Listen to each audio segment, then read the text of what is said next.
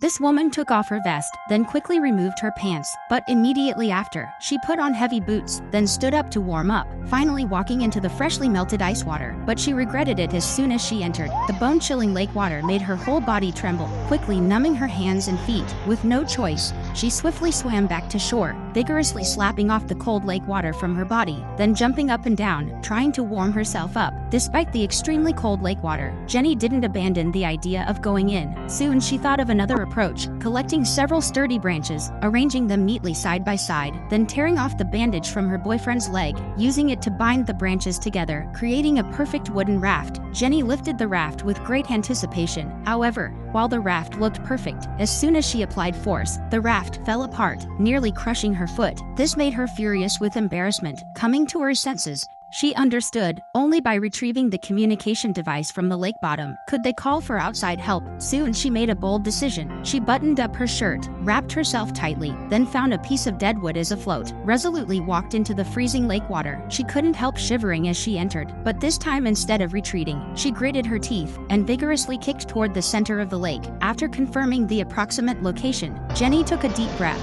and plunged into the icy water, then forcefully dove downward. When she reached a depth of 15 meters, a crashed airplane suddenly appeared before her. She swam to the cockpit, attempting to retrieve the communication device inside, but to her complete surprise, the device was firmly bolted to the cabin. No matter how hard she pulled, it wouldn't budge, but the 15-meter depth quickly left her suffocating. Jenny hurriedly grabbed 2 bags of packages from the cabin, finally managing to swim to the surface just before suffocating. However, the frigid lake water had already numbed her body. Jenny gripped the dead wood tightly, tied the packages to each end of the wood, then half lying on the surface, struggled toward the shore. Suddenly she heard a strange sound from the shoreline. She turned to look, and what she saw made her eyes widen. An adult brown bear had suddenly appeared on the shore.